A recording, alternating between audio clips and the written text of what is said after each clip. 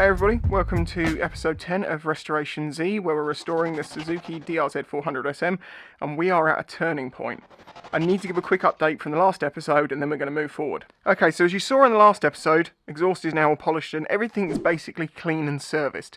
I know it's taken me 10 episodes to get this bike apart, but it's not like I'm now going to have to clean everything. Everything is done. Since then, off camera, I've cleaned up the calipers, a little wire wheel, re-greased what needs re-greasing, changed the seals in the rear ones, just basically service the calipers. Any parts that need to be painted are in here, cleaned up, ready to get on with painting. And as you can see, the triples are here because I've taken the forks apart, because I was going to just change the fluid in these, but then I had a look at them.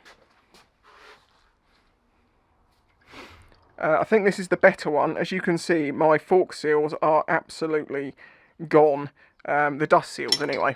And to replace the dust seals, I'm going to have to take them apart, so I'm obviously going to change the fork seals at the same time. So basically, I now know I have to rebuild these forks, which isn't the end of the world. I've done it once before now. I have also noticed that one of my cables was just slightly rubbing on it, which is on the inside. It's kind of annoying, but at least I've caught that and I can make sure that cable's routed properly. I am going to be borrowing a couple of tools off of a mate to do this, so yeah, Dave, thank you when I see you and get those bits. Plastics are there, and as you know, Suzuki UK are working with this project, hopefully in conjunction with Haslemere Motorcycles, so I should be getting a new set of plastics. Radiator stuff and cables are all up here, and that's all fine. Swing arms all cleaned up and done. Tank needs to be moved, actually, because it's in a precarious place there. The wheels are off, they need cleaning up, and I need to replace the seals in the rear tyre. Just the seals. I'm not doing the bearings because they're fine, and they're easy to get to if I need to, but I also don't have the right tool to put those in here. So there you go, that's a DRZ400SM. It's electrics, it's subframes, cooling, plastics, miscellaneous parts, braking systems and all of that, tank, wheels, engine, and lastly, the frame. Finally, I'm onto the frame. If you've been watching this series, you'll know that this is actually the core of why this entire bike came apart. It's the rust and the missing paint and stuff on this frame that just needs to be looked after now. And I'm in fact going to put the wrong socket on. What is that? Is that not an 8? Oh, it is. It's just completely loose. Wow, that was lucky. Coil off. Okay, so as you can see, we have a lot of rust going on throughout all of here, and it also goes into the pockets under here of the suspension. There's some on the inside, there's some in here. There's a bit of rust kind of everywhere. All through here, all up there. So I'm going to go over this with a wire wheel on an angle grinder, and I'm going to get off all the loose chips, all the rust I can get to. But the first thing I need to do is take all the fasteners out. I left them in, so I knew where they came from, thinking there'd be a million of them. But actually, there really isn't. There's only half a dozen. All the other nuts and bolts in this bike, they're either in the things they belong in, or they are in a bag with the name of where they came from written on it. This is probably the crappiest trick you ever see, but if you have baggies that just aren't quite big enough, just give it a stretch over the whole distance of the bag, and that amount of plastic will stretch enough that you can do that. See, it does work. I'm not too worried that I would be able to put this all back together without doing this. However, this makes my life a lot easier. Okay, so all the nuts and bolts are out the frame, and I come up with an idea. I've got two little cardboard circles with a wooden stick, because I don't want anything getting into the headstock tube, really, because it's all clean in here. Ooh. So I thought, if I stick that there, make another one for the other side that will push down into the pocket, then hot glue a couple of large sockets to weigh it down while the glue sets, and in theory that should at least stop most of the crud getting down into the headstock. Okay, well, I've got an assortment of wire brushes that can go on the drill. They'll be good to get down in little nooks and crannies. A subscriber sent me those a while ago, so thanks to them. I've also got the angle grinder ones, various ones. Also just found a new one in the cupboard. That's what they start out like. But they're actually quite handy when they get down to this point, because they last quite a while, and they're good for getting in tight, like really dirty bits. This is good for going over the surface, so I'll leave that till last. So finally, after all this work, we're actually going to start doing the thing I wanted to do.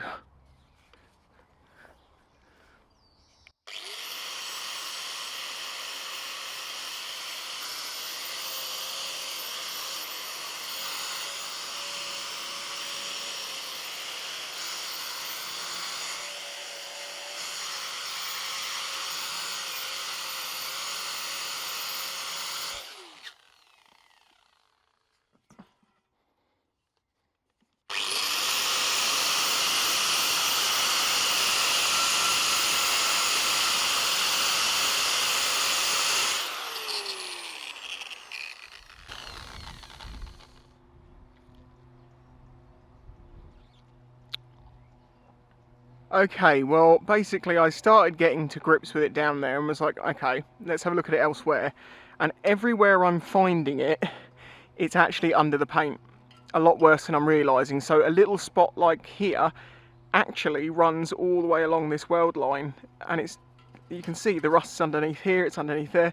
Basically, I'm going to just have to strip the paint off this, and wire wheeling it all off seems pointless. So I'm going to get some paint stripper from Halfords. So that's it for me for today, but for you in just a few seconds I will have got that paint stripper and we'll be getting this paint off. Because my god, the rust is everywhere. Okay, it's the following day. It's a bit windy, so sorry if you can hear that. It's very windy actually. Yesterday we tried a bit of Nitromors on this and it didn't really work, but it was about 4 or 5 years old, so we're thinking maybe that's why it wasn't working. So I've got a small tin to see if new stuff will actually take it off. Don't worry, I will glove up when I do this properly. This is just going to be a little test patch to see if it's even worth trying.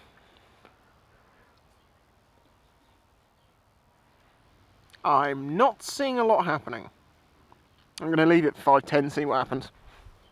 So we left it a while, and it hasn't done a huge amount, to be honest, but what it has done is softened the paint, and to be fair, that's enough for me, because I'm happy to wire wheel this. I just don't want to be fighting it, so I'm going to paint over everything and leave it for a bit. I don't know how long this is actually going to take. This might delay the episode.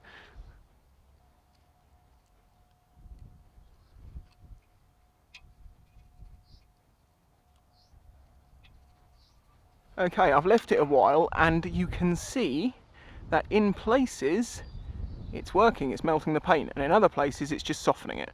But that's fine because it's going to make my job a whole lot easier. So what I'm going to do is paint the whole thing, wash it off, and then get on wire wheeling it. But I do need to take the VIN plate off because I'm going to destroy it. It's fine, I can just drill the rivets out and re-rivet it on when I'm done. Just don't know what size they are, so I'm going to have to start really small and work my way up.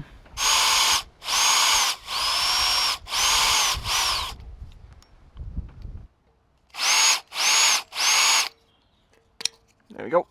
I'll just have to get those rivets out when I've got this opened up again. Oh, I've just put my hand in that. Right, I'm going to wash my hand. Give me a second. So what I'm now going to do, now I've taken the VIN plate off, is paint everything I can from this side, flip it over, do the same for the other side, give it a scrub, give it a wash off, careful not to get water into the oil tank, and then I can wire wheel it.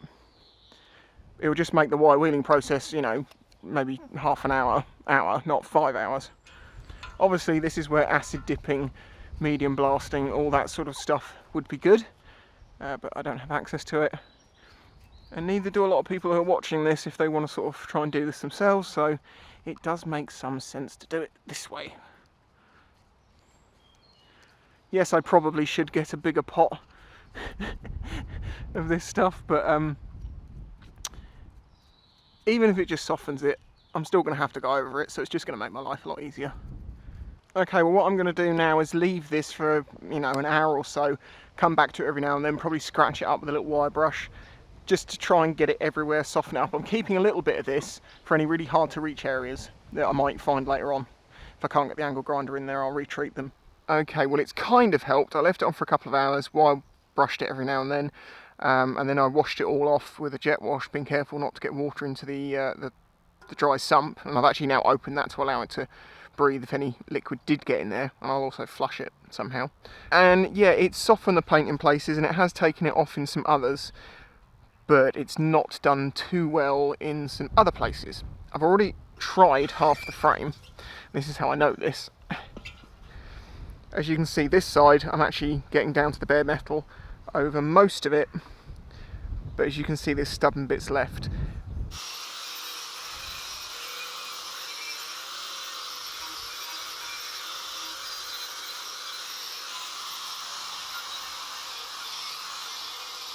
There's been a jump in time, like 2 or 3 days, I don't know, it's been a blur.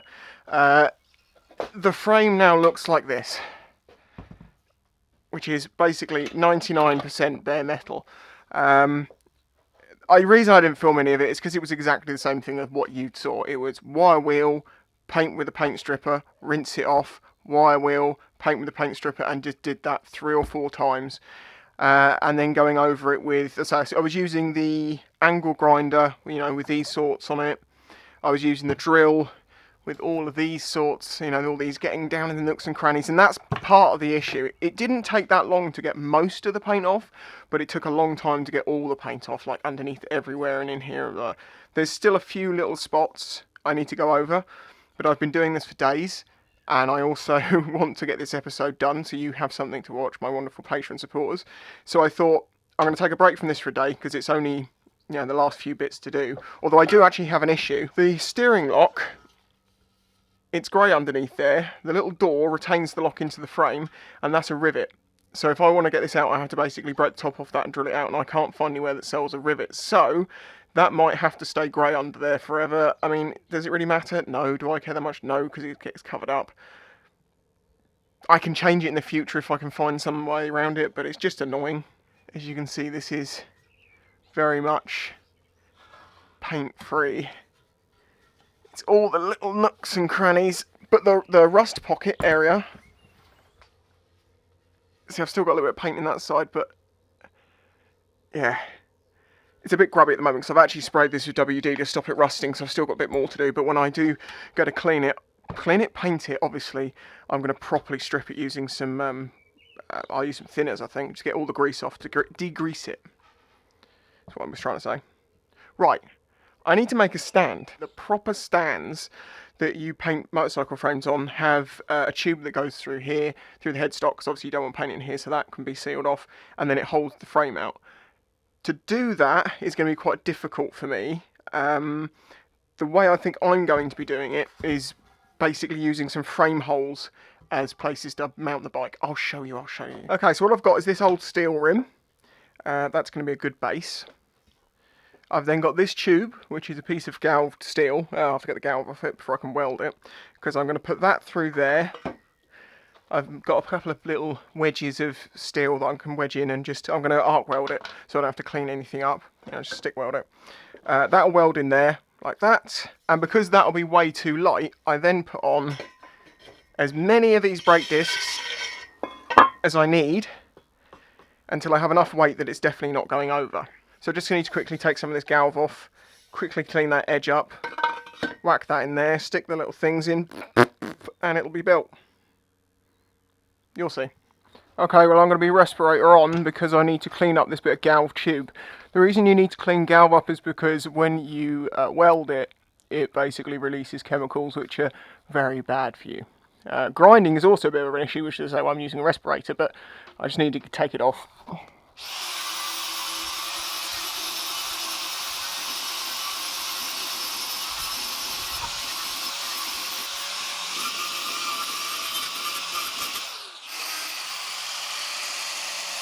Right, okay, I'll have to take my microphone off to put my welding mask on, so I'm just going to quickly tack this together, and you'll see, you'll get it.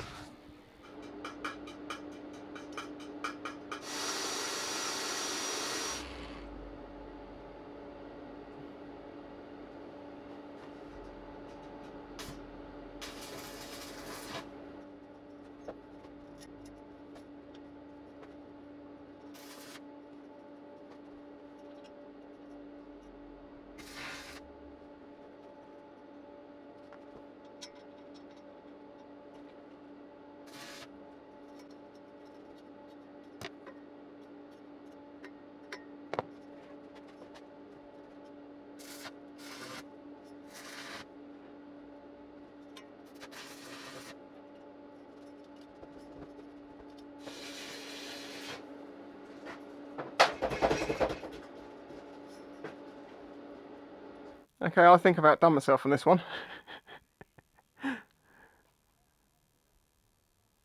So as you know, we've got the wheel at the bottom, which the pole is welded into securely, and we've got a load of old discs giving us plenty of stability. It's about 3 times the weight of the frame down there, I think. Then we've got a hole in the tube with a bar that goes through it, that goes through these points. And obviously, the only point of contact we've got is right at the top of that hole, and I can get to that afterwards to make sure it's covered. That's obviously the disadvantage of doing it this way, is you do have contact points that won't get any paint. But I can get some primer and stuff in there. I'll work around it. And I've made little pins just to stop them falling out. Touch these up afterwards, but they're going to be enclosed, so it's the perfect place to have any missing paint if you're going to have it. But there won't be. I'll make up for it. So the pins go through. This cannot fall off of here. I mean, that's as stable as it needs to be. Okay, so you can see in here I've got a few little pieces of paint left. That's going to be the next thing I'm going to do. But in the next episode, I'm going to be cocooning the garage and starting to paint this. Finally. I can't wait, because once it's painted, the getting the bike back together process shouldn't take too long at all. Oh, something else I did was I was able to remove any of the welding spatter and, you know, neaten up these welds a bit. So it's just nice, because it's obviously less little points for rust to start where the paint chips. Anyway, if you're enjoying these videos, remember to leave a like, subscribe. Thank you to my patrons, as I say, for helping me through this, and also for your patience when I hit little dilemmas like the paint coming off. You know, sometimes things get delayed. There we go. So until then, I will catch you next time. Bye-bye. Don't worry, I will clean these up, and I'm going to cover them in sheets and stuff. I don't want any of that dust getting in the paint. If you enjoyed this video, please remember to hit the like button and subscribe to see future videos. This channel is made possible by the support of the audience. Please consider joining my Patreon to get early access to videos, questions answered in the monthly Q&A, your name on screen, and some exclusive content, all for as little as $1 a month. You can also check out the links in the description to my merch and other ways to directly support the channel. Thanks for watching.